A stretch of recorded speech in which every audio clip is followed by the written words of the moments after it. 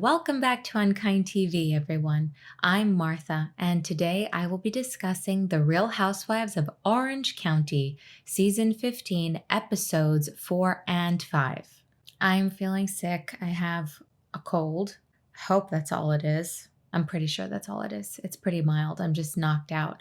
And our favorite beagle, my girl Stevie, otherwise known as Apple Annie. If you check the community page, you know she's having surgery again, actually today. So hopefully by the time this is posted, edited, finished, I will be able to tell you good news. I think she will be okay. It's not as serious as last time, but surgery is surgery and she's a senior dog. So fingers crossed. Thank you. So let's get to it. Right away, we are in the aftermath of Bronwyn throwing her drink. Sean is yelling at Gina because somehow it's Gina's fault that Bronwyn threw her glass. Last time I checked, Bronwyn was an adult.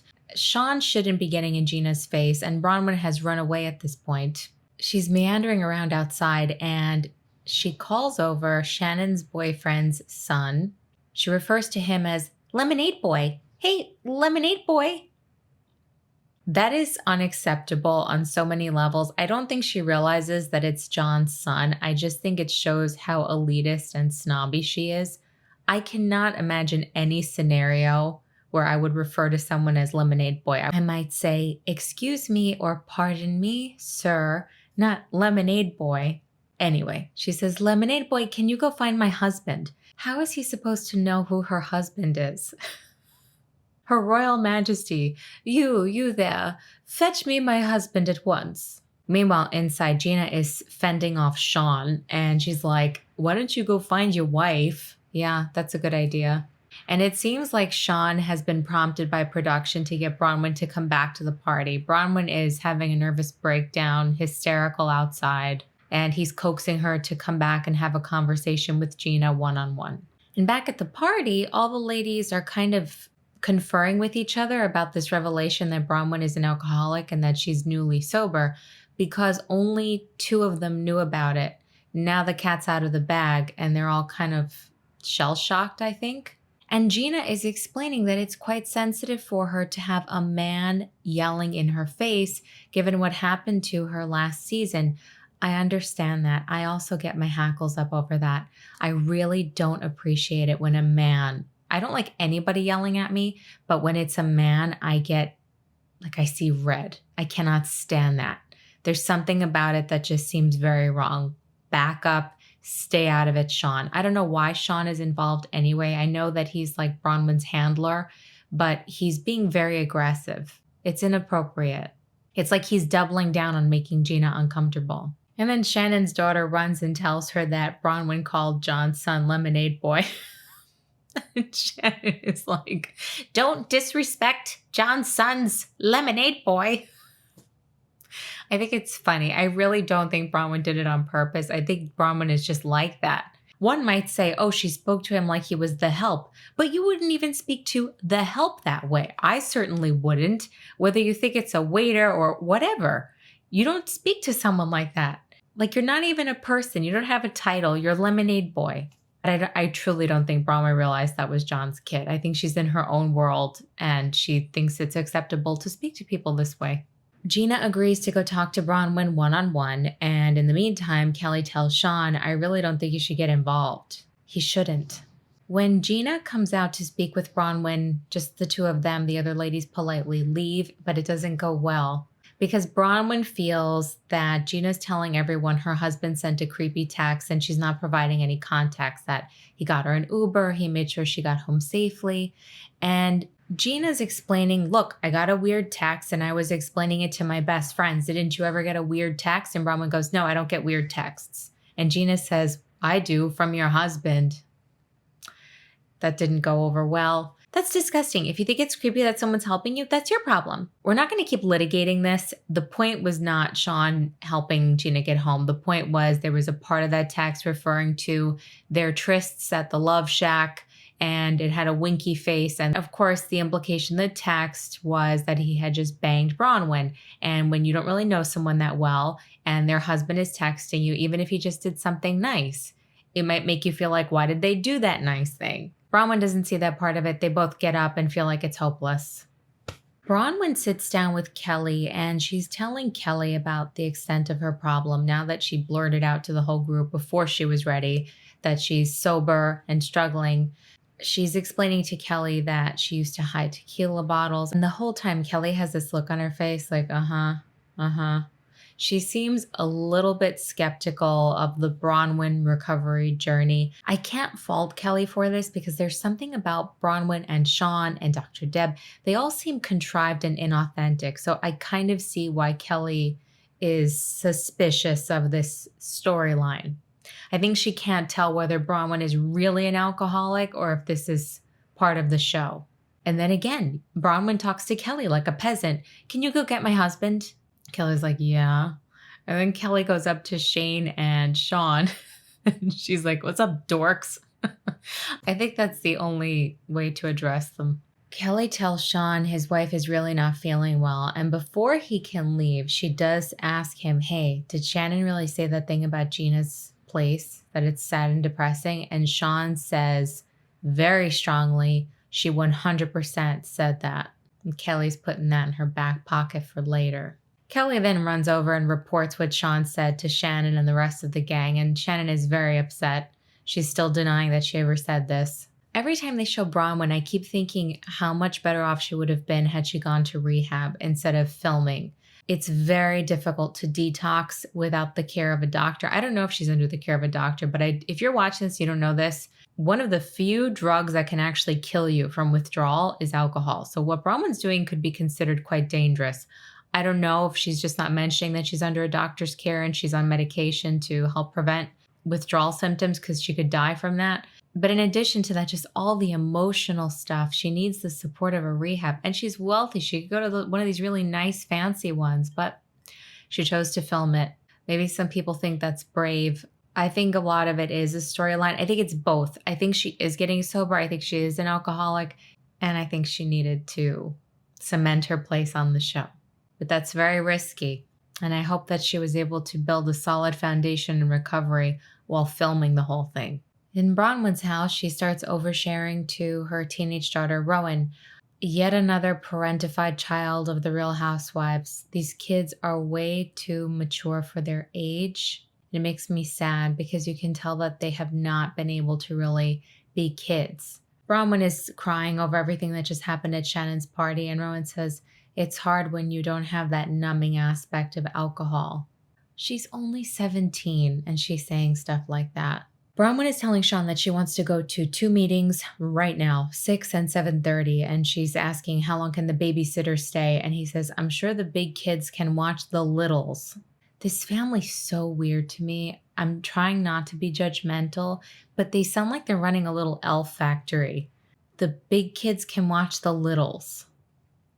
Back at Shannon's, the group is getting a tour of her home, and she has a portrait of herself hanging in front of her gym equipment. And she says she's not a narcissist. Shannon, being on Real Housewives makes you a narcissist by default, but then on top of that, having a portrait of yourself the size of a wall hanging next to your gym equipment, yeah, you're a narcissist. And now Kelly's being inappropriate with Shannon's father again. She starts asking him if he's banging his lady friend like a screen door in a hurricane. Everybody is horrified, making faces. Of course, Shannon's dad finds it funny. And Kelly's like, listen, inquiring minds want to know because her fiance, Rick, is in his 60s and she wants to make sure that everything will still be working for years to come. She wants to know if she's making a good investment. And according to Shannon's father, everything works. Kelly, of course it's going to be okay because in our society, we discard women after a certain point. They have an expiration date. The men can take a pill and we call them distinguished and they can bang to their heart's content. Bronwyn and Sean are now on their way to the AA meetings, and Bronwyn feels like if only she and Gina could get past not liking each other, they probably have a lot in common. I'm not so sure about that, but I think they can get along. I think they're drastically different people, but I do think that they could find common ground.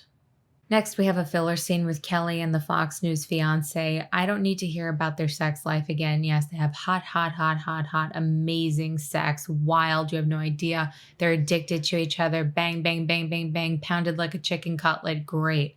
There's nothing else to say about the scene. Oh, that and Rick kisses her ass. Whatever she wants, he's like, yes, dear, yes, dear, yes, dear. Bang, bang, bang, yes, dear.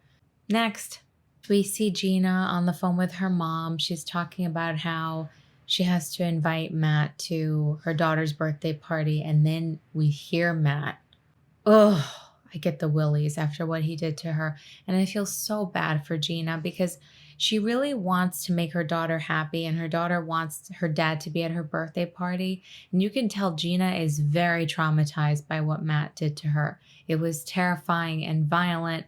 And she's using all the strength she has to be amicable, keep things peaceful. But boy, that is a tense conversation. And Gina's olive branch is telling Matt, oh, you can bring your new girlfriend. But there's just so much pain in her face and her voice. Makes me very sad. Now Kelly and Elizabeth are shopping. There's not that much to say yet, except that Elizabeth reveals she's fighting for more money in her divorce because she feels she put in a lot of time and work with that man. Good for you, Elizabeth. Take him to the cleaners. Gina and Emily are also going shopping, and in the car ride over to the store, they're talking about Bronwyn's alcoholism, and Emily's having a hard time not being judgmental of Bronwyn because she says things like, oh, I hired 2 nannies to help me with the kids because I was drinking. I didn't just have nannies because I had 7 kids. I had an alcohol support system. And Gina is explaining that her own father's an alcoholic, but he's been sober for 9 years. So she has that understanding of alcoholism. What she doesn't get, though, is how this happened to Braunwyn, because she says that in her father's case, he had a lot going on that pushed him over the edge. And they say in AA, once you go from a cucumber to a pickle, there's no going back. So that can happen, that you were fine all your life and then boom, it comes out. I don't think Gina has experience with someone like Bronwyn where it sounds like a lifelong battle for her, and Gina doesn't understand what precipitated that. Doesn't always have to be the case, but I think in Gina's understanding, something has to happen to make someone become an alcoholic. I think Bronwyn's chaotic childhood and that awful mother she has explains it all. Elizabeth and Kelly are in another store now, and Elizabeth wants to know what happened between Gina and Bronwyn. And she says to Kelly, wait, so Gina was yelling at Bronwyn for being an alcoholic? And Kelly goes, yeah. Kelly, there's a lot more to the story than just that. That makes Gina look so bad. There's a history there, but I guess, Kelly's just like, yeah. Maybe she's tired from moving. Elizabeth really wants to be supportive of Bronwyn because alcoholism and addiction is very rampant in her family, and she feels bad for Bronwyn. She feels like maybe she could go to a meeting with her, and Kelly's like, I'm not sitting through one of those. I don't blame you. They're not fun. Gina says Bronwyn has reached out to her. She really wants to talk things out. And Gina says she's feeling a little bit more understanding now that she realizes that Bronwyn was detoxing. She's like, she looks sick. Yeah, that's a horrible feeling, and it's very physically taxing. And Emily says she thinks Shannon did say something to Bronwyn about Gina's small condo, but Emily thinks what I think, that in Bronwyn's mind, saying a condo is small means it's sad. That's a bad thing. So maybe Shannon didn't mean it negatively. Maybe she just said it's a modest place or it's a small place, and Bronwyn took that to mean something bad because Bronwyn, as we know, is a bit of a snob. Maybe she doesn't want to be, but she is. Kelly's telling Elizabeth that she thinks it was wrong of Bronwyn to throw Shannon under the bus. I agree. I think that was totally toxic. And Kelly thinks Shannon definitely said something bad. So you have Gina and Emily believing Shannon said something that got misconstrued, and Kelly is firmly in the camp of Shannon's lying. She definitely said something negative. I'm sure the truth is somewhere in the middle. Kelly and Elizabeth, though, both feel that Gina putting her life back together is very admirable. Elizabeth grew up really, really, really poor. In her talking head, she reveals that her mother used to take her and her siblings to go find expired meat and produce because they were so broke. So she has profound respect for a woman like Gina, all on her own, working so hard to keep her family afloat. Bronwyn and Sean are doing a vow renewal, which means that's the end of their marriage because that's the Housewives contract. Every time there's a vow renewal, they get a divorce. Sorry, guys. It's the beginning of the end. But Bronwyn really, really wants to do this as a sober woman, and she wants Shannon to be there. So she calls Shannon and she apologizes for her behavior. She's mortified over the way she acted with throwing drinks and crying and being hysterical. And Shannon is cold to her. Shannon agrees to come to the vow renewal, but she doesn't like that Bronwyn is painting her as a liar. She's adamant that she did not insult Gina's condo. And Bronwyn says, look, if you want me to stop repeating the story, I'll drop it. Fine. I'm not on a crusade. I will just not talk about it anymore. And then Shannon brings up the lemonade boy thing again. She's like, you called John's son lemonade boy. She's like, I didn't know. And Shannon claims that she told Bronwyn 1,000 times that John's son was going to be serving at the party.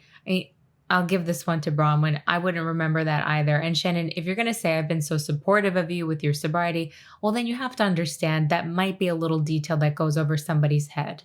And Shannon can be very snotty and elitist herself. Bronwyn feels like Shannon is a Stepford wife. She just wants to pretend everything is fine. No, I didn't say anything bad. La, la, la, la, la. Go along with the story. Fine. And all while this is happening, Bronwyn's baby is crawling all over her, really bored and just like flopping around. And I could so relate to that baby because I am bored with this storyline. I don't care what Shannon said about Gina's condo. I don't care if maybe she said something worse or something not so bad. Just let's move on from it, okay? Let's get over it. Emily visits Kelly in her new home. They're having drinks, and Kelly accidentally drinks out of the drink that she made for Emily. And she says, oh, don't worry, I don't have that coronavirus. I don't know why everyone's freaking out over this coronavirus. Well, that aged well. Here we are, 10 months later? Oh, Kelly. I hope this isn't the focus of the rest of the season, because I'm going to have to be a Stepford Martha. Kelly. But good attitude to have to go along with the Fox News fiance. I'm sure many of you are well aware of Kelly Dodd's social media activity throughout this crisis. It has been less than responsible, given her platform, and that's me being charitable. I don't want to touch this with a 10-foot pole because I don't want to get mad. I think she's reckless, and I think it's very insensitive given how many people have been affected by this pandemic. It is real. I have firsthand experience with it, people who have died and people who have had a very long recovery and haven't been the same. It's not a joke. I wish Kelly had taken the time to educate herself a little bit before running her mouth on a national television show, but here we are. Anyway, Kelly and Emily are talking about how bananas Braunwyn's behavior has been, but that's common in early recovery. Braunwyn and Sean decide to bike on over to Kelly's house, and they bring a housewarming gift. They bring a mezuzah, given that Kelly is marrying a Jewish man. They thought it would be a kind gesture, something thoughtful. And all Kelly does is go, oh, a manuzah. Sounds like bazooka. How gracious. Bronwyn does some major owning it. She says that she said the things she said to hurt Gina. She says she brought Shannon into it just to hurt Gina. And I can tell Emily is impressed with how much accountability Bronwyn is showing. We end with a very dramatic scene. Shannon Bedour is with John. It's dark and quiet, and Shannon is saying she can't get over being called a liar. How ominous. Let's jump into the next episode. An unexpected guest. Gina and Emily are FaceTiming about who else? Bronwyn. Emily is very pleased with Bronwyn taking responsibility for her actions. And Gina feels that Bronwyn really needs to learn to exist without Sean. They come to the conclusion that Bronwyn has trouble having relationships with people who don't always say yes to her. She had issues with Emily because Emily was the only person to stand up to Bronwyn and tell her she had a drinking problem. But maybe that will change now that she's getting sober. And now we are visiting with Bronwyn. It's actually a happy scene. a welcome departure from all the drama she's been having. Her son Jacob is getting into drag. Bronwyn says she doesn't know if this is about pageantry or if it's about Jacob's gender identity. She says that he doesn't know. It's just something that makes him very happy. And he does look genuinely excited and elated to be dressing up. Jacob gets a talking head where he says he feels like doing drag has been therapeutic for him and that he struggles with very deep depression. And when he does drag, it makes him more of who he really is. I think it's great. I think it's wonderful that Bronwyn and Sean and his siblings are really supportive of him because he looks thrilled. He looks like a kid at Disney World. When he gets to put on all these looks, he's over the moon. So good for Jacob. We don't need to label it. It doesn't matter, transgender or gay or none of those things. You can be straight and enjoy wearing women's clothes. So go for it. He's very young. There's no need to put him in a box. And Bronwyn says that Jacob's bravery is something that gives her strength, and she views him as an excellent role model. Next, Gina is meeting with her lawyer about getting her license back. Remember that? Gina lost her license with a DUI. It seems like forever ago. And she had to do community service. She had to go to AA. And she goes, even though I'm not an alcoholic. You know what? Now that we know her father is an alcoholic and is sober, it was probably a good experience for her to go to AA after the first DUI.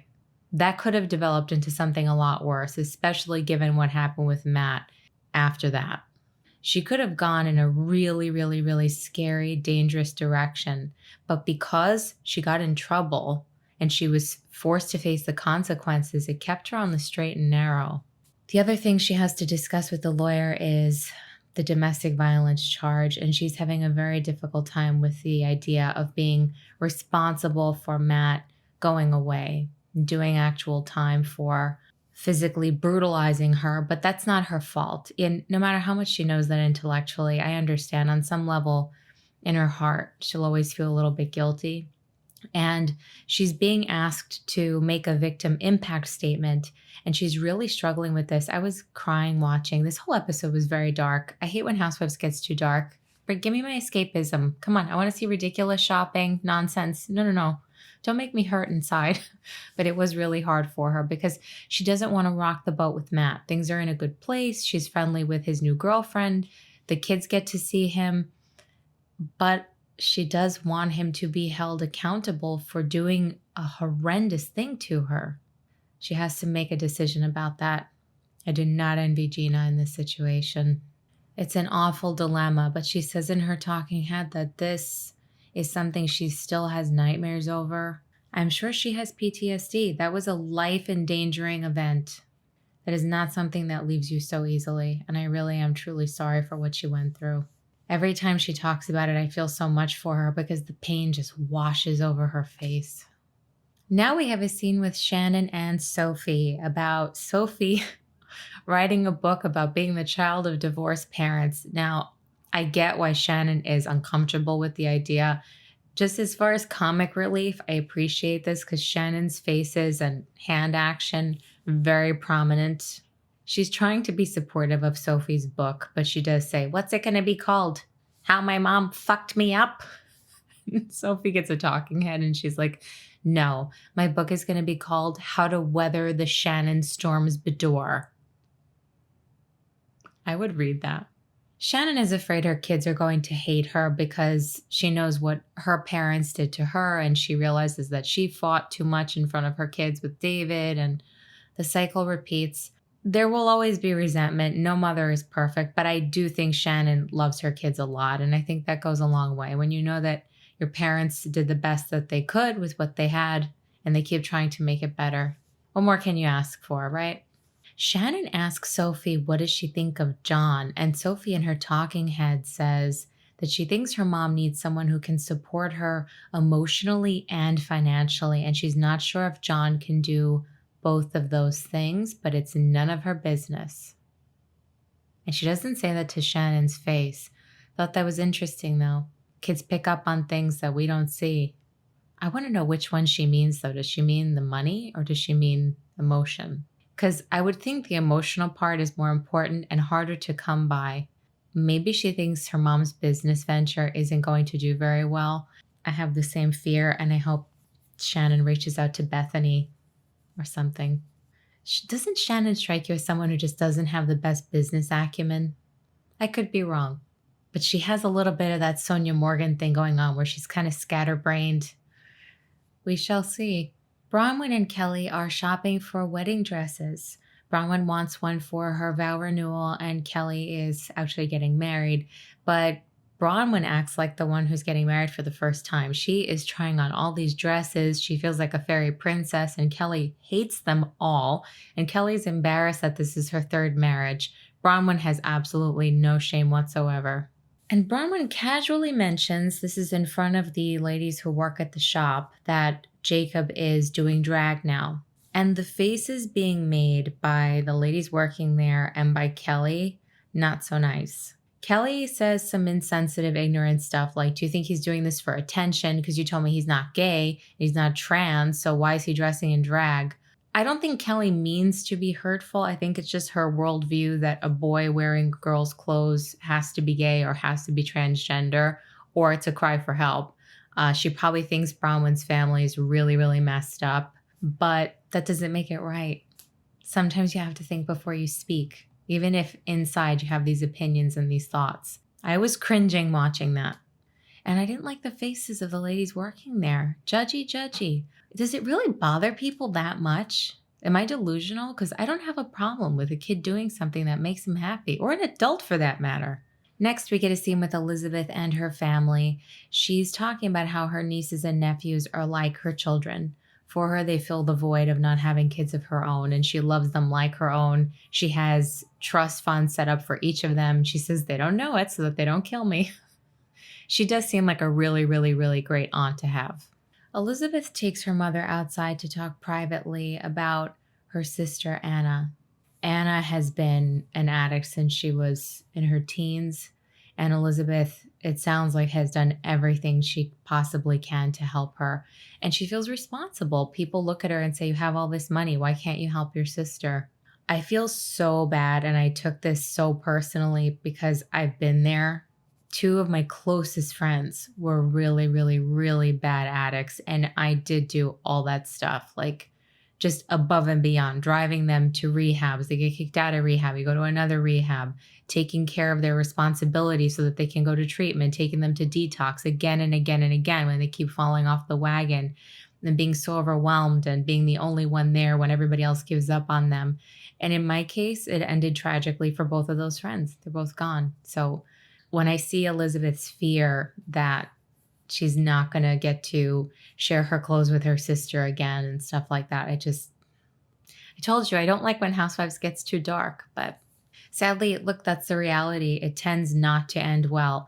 And no matter what you do, whether you are as supportive as possible or you are completely absent and you do nothing, it comes down to somebody has to want help. Whether it's alcoholism or drug addiction, the disease of addiction always has that element of you have to want it.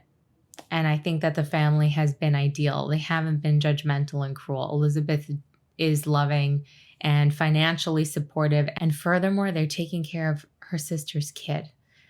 That was hard to see, that little girl doesn't have her mom around. They don't even know where the mom is. It's great that she has this aunt who's so loving and financially and emotionally supportive, but she doesn't have her mom. So I hope for Elizabeth's family's sake that this doesn't end the way that I've seen it end for so many. Because you know what? For all the tragic endings I've seen, I also got to know people who did manage to put this stuff down and turn their lives around. You see everything when you go to meetings. There were people I met I would never have dreamed that once upon a time they had been in prison for robbing somebody to get drug money, and now they've been sober 30 years, and you'd never imagine that.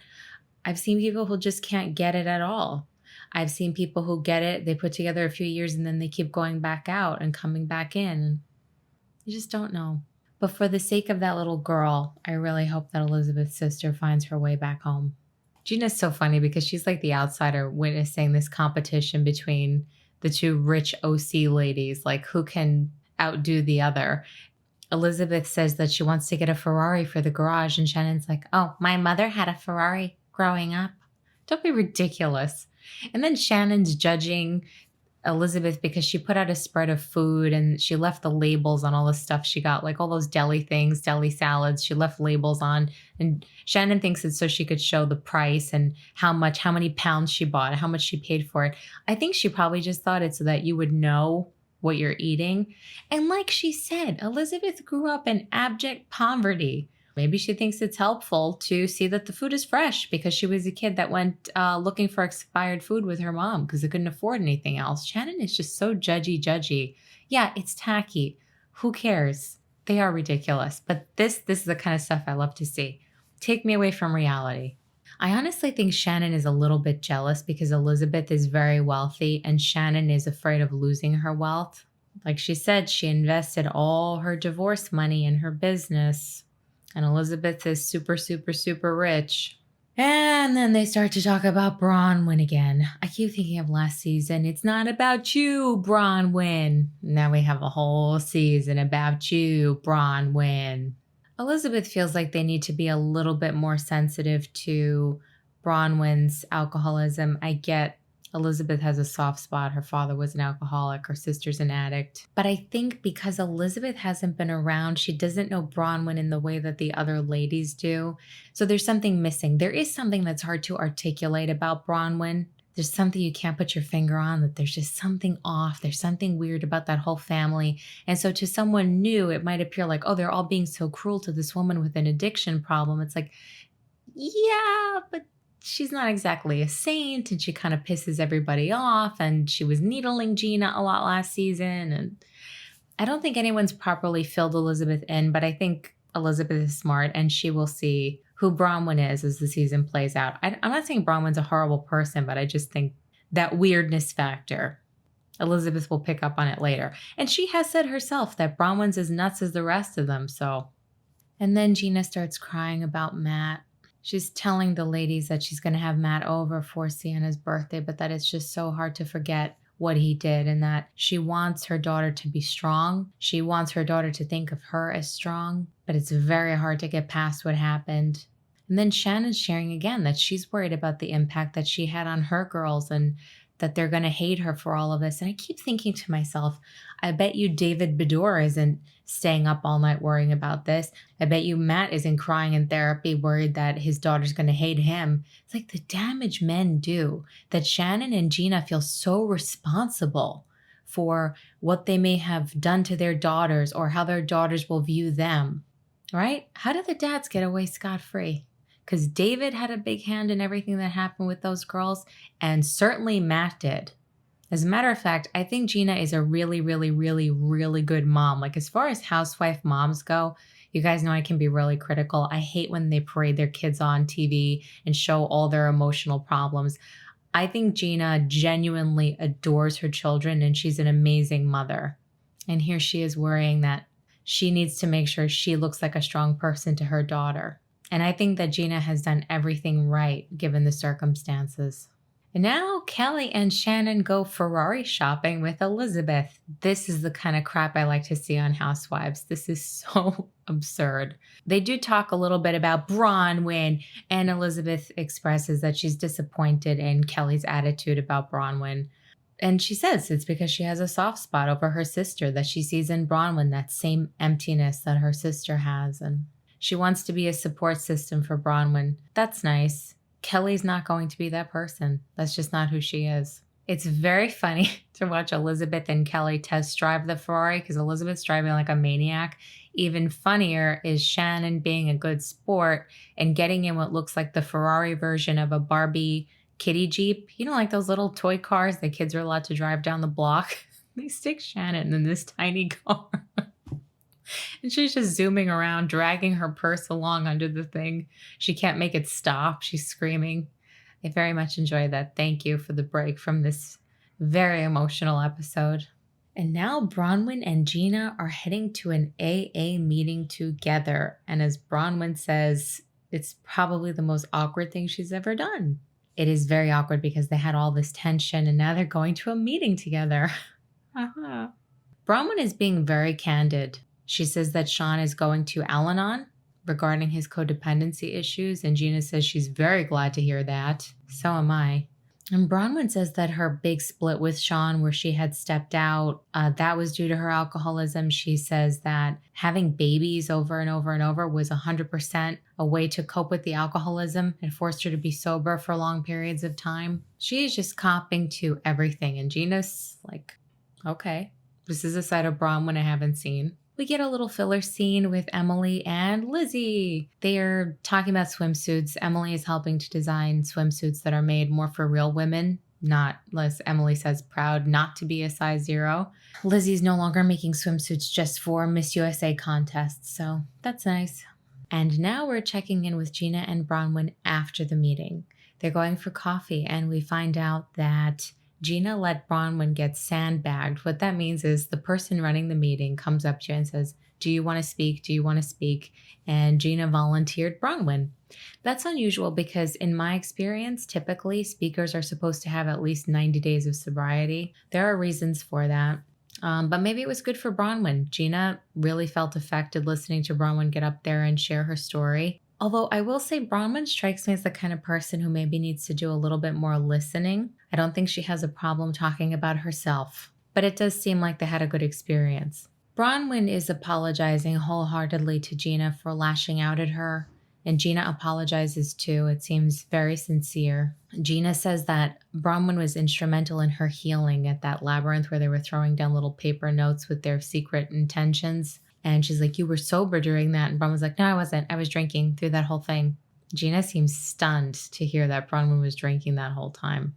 But they agreed to start over. And Bronwyn feels like they both judged each other too quickly without really taking the time to get to know one another. I think there's truth to that. I think they were also jealous of what the other had. I think Bronwyn really wants to be a good mom, and Gina is a good mom. Gina has a connection with her kids that Bronwyn is missing with her children. And in Gina's case, I think she was jealous of Bronwyn's financial security and having a loyal husband who's always around, whether that's healthy or not. The grass is always greener, right? Gina's husband was absent, and then when he was showing up, he was attacking her physically, and he was awful. And she was worried about money. And Bronwyn is very well off and has this husband who's like a lapdog, just follows her around, supports her every whim. I can see why they resented each other. Gina really genuinely offers to be a source of support to Bronwyn. She brings up that she would like to attend the vow renewal and that she will not be drinking. And you could tell that Bronwyn is moved by how much Gina cares about her. And I can see that Gina has had a big change of heart when it comes to Bronwyn. That's nice. I'm glad they worked through their conflict. Whether it will last remains to be seen. And now it's the birthday party for Gina's daughter, Sienna. Gina looks really nervous about Matt coming, and you can tell that her current partner, Travis, is not happy about it. But as Gina explains, Travis is a father. Travis knows how important a father is to his children, and he won't impede visitation. He knows that Sienna really wants to see her dad. But it sucks because I'm sure Travis loves Gina, and he knows that this asshole really badly put his hands on her and probably wants to strangle him. But he puts that aside. Gina puts it aside because she wants Sienna to be happy. Oof. I ugly cried through this whole thing. Sienna running out to see her dad. She's overjoyed. Daddy, daddy, daddy, daddy. It's terrible because you know she's going to grow up one day and understand exactly what he did. She looks just like him and she loves him so much. And Gina really doesn't want Matt to go away. She feels like that's going to be the worst thing for Sienna to not have her father around. But she's made the decision to make the victim impact statement because she feels like people have let Matt out of trouble all his life and he needs this. Maybe she learned by being held accountable when she had the DUI how important it is sometimes to have consequences for your actions. And she wants Matt to know what he did to her. I think it takes tremendous guts. She says that she wants to make a statement that will affect change in him. That has to be so hard. I know she's afraid of Matt. I know she wants things to remain peaceful with Matt. You could tell it's a very surface kind of peace. This is not solid ground that they're on. It's just so sad to me that Gina feels responsible for Sienna not having her father around. You know, Gina, if that happens, if Matt goes away for what he did to you,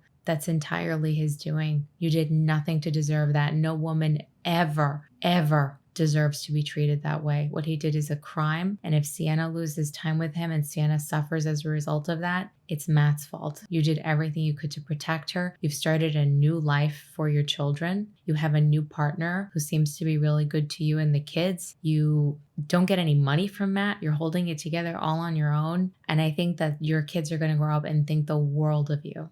Getting emotional just saying this. Just, gosh, it's so, I don't like seeing Matt. I really don't. He looks evil. He really gives me like sociopath vibes. I don't know if going away will even change him. And I see this new one, Britt, is like the next Gina. I have nothing against Britt. She has that same way about her where she seems afraid of Matt. As always, I hope I am wrong. And that's where we left off. A very happy note. As always, I like to hear what you have to say, so let me know in the comments what you thought of these episodes. Please give this video a like and subscribe if you haven't. You can follow UnKind TV on Instagram and Twitter. And if you're looking for more information about the channel, you can find that in the description box below every video. I'll be back soon to talk more about the Real Housewives of Orange County and the new hot mess that is the Real Housewives of Salt Lake City. I have a lot to say about that one. In the meantime, I got to get better from whatever bug I'm carrying, and I got to get Stevie through surgery today. So like I said, by the time this is posted, I hope to have good news for all of you. Thank you so much for watching. And as always, thank you for being so supportive of me. And more importantly, so loving and supportive of little Stevie. Take care, and I'll see you soon. Bye.